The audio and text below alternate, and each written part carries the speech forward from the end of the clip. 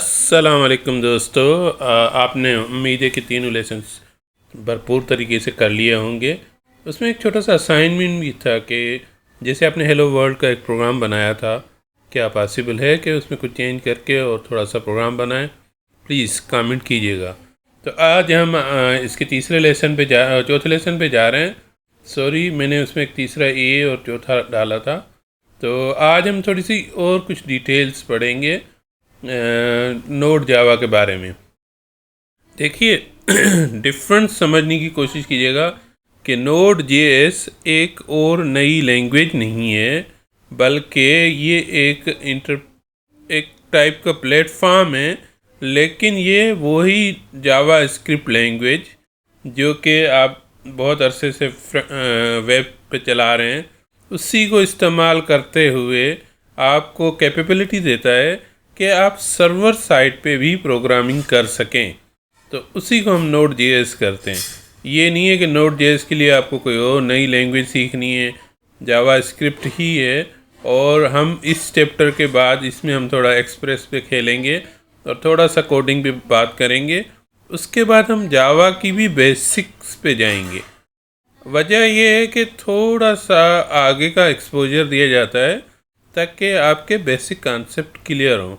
तो जब आप एक चीज़ को देखेंगे ही नहीं, तो उसकी हम अगर डिटेल्स बताएंगे ना, तो वो आपको शायद बोर कर दें। तो उसी वजह से कोशिश ये की जा रही है कि पहले आपको कुछ प्रोग्रामिंग आगे तक दिखाई जाए, उसके बाद आपके कॉन्सेप्ट क्लियर करने के लिए बेसिक और डीप में जाए। तो ये पूरा जो प्रोग्राम है ये इसी तरह से बनाया हुआ है। होपफुली मैं सक्सेसफुल होऊंगा आपको समझाने में, और अगर मैं ना समझा सका तो दिस इज़ माय मिस्टेक, मेरी मिस्टेक होगी, आपकी नहीं है। तो आगे बात करते हैं। इसमें एक और चीज़ आती है, ए सिंक्रोनाइजेशन एंड इवेंट ड्रिवन। देखिए, नोड जेएस का जो V8 गूगल का जो है इंजन है, वो एक्चुअली ए सिंक्रोनाइजेशन और इवेंट ड्राइविंग लैंग्वेजेस में करता है। अब आप सोचेंगे यार ये ई सिंक्रोनाइजेशन आखिर क्या चीज़ है। देखें, ए सिंक्रोनाइजेशन जो है उससे मुराद होती है, दो चीज़ें होती हैं। एक होती है सिंक्रोनाइजेशन, जो कि कोई भी चीज़ तरतीब में चलाती है। इसका मतलब ये कि पहला वो एक काम करेगा, दूसरा, तीसरा, चौथा और पांचवा। जबकि जब एसिंक्रोनाइजेशन है, उसमें हो सकता है कि वो एक काम करते हुए दूसरा भी कर रहा हो, उसी के साथ जो है वो दूसरा यहीं पे शुरू कर दिया, उसमें फिर तीसरा भी कर दिया, चौथा। और इनका जो आपस की सीक्वेंस है ना, वो चेंज हो सकती है। हो सकता है ये आखिर में कर रहा हो और ये बाद में आ रहा हो। तो इस तरह से इसकी स्टेजेस चेंज होंगी। अब ये स्टेजेस कैसे चेंज होंगी, आइए हम आपको समझाते हैं कि कैसे होगा। मैं अपने टर्मिनल को खोल लेता हूँ जी। मैं अब आपको एक छोटा सा रूबी का एग्जांपल समझाऊंगा। रूबी लैंग्वेज है, उसमें मैं एक कोड बनाता हूँ छोटा सा, रूबी टेस्ट डॉट RB इसका कोड होता है। अब ये आपको करना नहीं है, मेरा पर्पस सिर्फ और सिर्फ ये है कि मैं आपको समझा पाऊँ कि इसमें कैसे काम करते हैं। तो अब आप यहाँ पे लिखूँगा मैं, puts line 1, puts line 2, sleep 1 कर देता हूँ, पुट्स लाइन 3, पुट्स लाइन 4। अब ये मैंने एक छोटा सा रूबी का प्रोग्राम लिखा है, और इस प्रोग्राम का पर्पज़ ये है कि मैं आपको टेस्ट करके दिखाना चाहता हूँ कि सिंक्रोनाइजेशन से मैं क्या मुराद ले रहा हूँ। तो ये लिखूँगा रूबी टेस्ट RB। अब मैं इंटर करूँगा।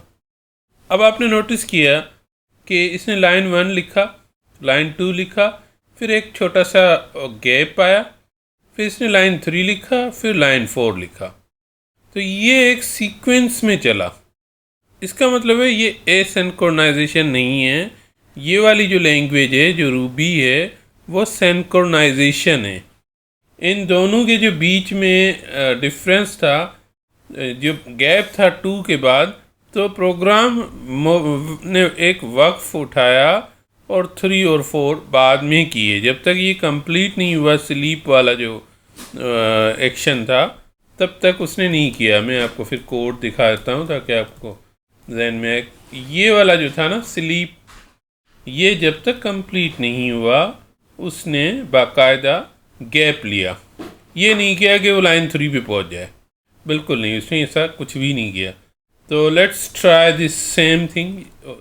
यही चीज़ हम इसको करते हैं नोड टेस्ट डॉट जेएस।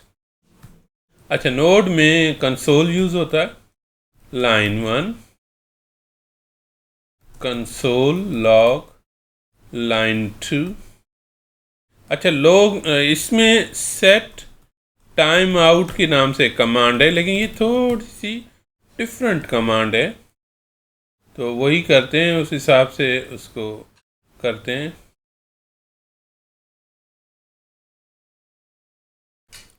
तो इसमें थोड़ा सा डिफरेंट है, इसकी सिंटैक्स जो है, I think I am doing a mistake, तो नहीं सही है सब।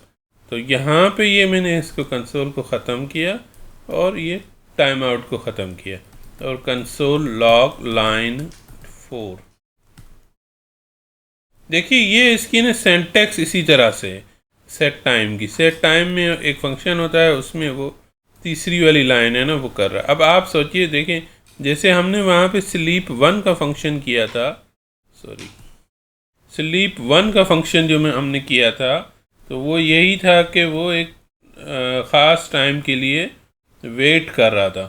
तो यहाँ पे भी ये वाला जो फंक्शन है, जो ये 3 लाइनें 3, 4 और 5 लाइनें, ये यही कर रही हैं, उसको वेट करा रही हैं। तो अब आप ये रन करके देखते हैं, आपको कॉन्सेप्ट क्लियर होंगे। Node test JS. अब आपने नोटिस किया है कि इसमें 1 आया, ठीक, 2 आया, फिर 4 सडनली आ गया था कि सिस्टम ने वेट किया 3 पे, बट 4 क्विकली आ गया।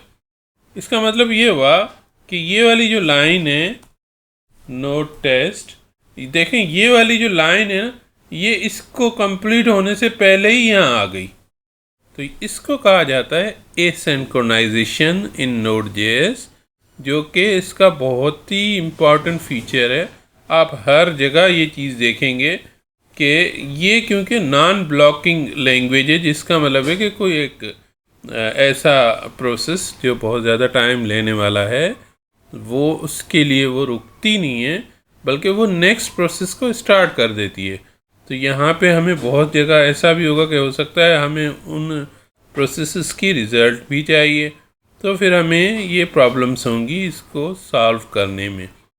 तो अब हमने ये यहाँ तक समझ लिया, और मेरा ख्याल है काफ़ी टाइम हो गया। 5 मिनट्स की रेंज होती है, मेरी कोशिश होती है कि छोटी छोटी वीडियो हों ताकि आप लोगों को ज़्यादा बोरियत ना हो और आराम से समझ सकें। तो नेक्स्ट क्लास में हम इंशाल्लाह एक्सप्रेस को बहुत ही डिटेल में पढ़ेंगे। हम लोग असल में पढ़ेंगे, मैं समझा देता हूँ थोड़ा सा ताकि आपको, हम पढ़ेंगे मर्न स्टैक, जिसका मतलब है Mongo DB plus Express plus React plus Node JS. हम इस स्टैक को पढ़ेंगे डिटेल में। तो फ़िलहाल हमने नोड जेएस पे शुरू किया है, नोड जेएस के बाद हम एक्सप्रेस पे आएंगे, एक्सप्रेस पे काफ़ी वर्कआउट करेंगे। उसमें पूरी आपको एक एप्लीकेशन बना के दे दी जाएगी वेब पे, जो कि मंगो डीबी, एक्सप्रेस और नोड जेएस की होगी। ये जब हो जाएंगी तो मैं ये थोड़ा लिख लेता हूँ ताकि आपको समझ आ जाए। अभी हम एक्सप्रेस पढ़ेंगे, फिर हम दोबारा मंगो डीबी पढ़ेंगे, फिर हम आएंगे इन सबको मिला के Node plus Express plus Mongo DB, इसकी एक वेब व्यू वाली एप्लीकेशन बनाएंगे। ये थोड़ा आपको प्रोसेस लेटर में समझ आएगा।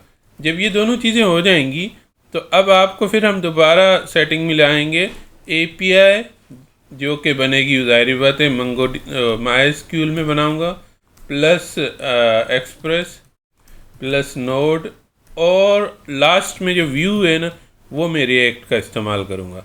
इस तरह से ये आपका पूरा स्टैक होगा, लेकिन ये काफ़ी लंबा कोर्स होगा, तो आप सब्सक्राइब कर लें और इंशाअल्लाह ताला बहुत ही डिटेल में मेरी हर मुमकिन कोशिश होगी कि ये चीज़ें क्लियर हो जाएं। बहुत बहुत शुक्रिया। अल्लाह हाफ़िज़।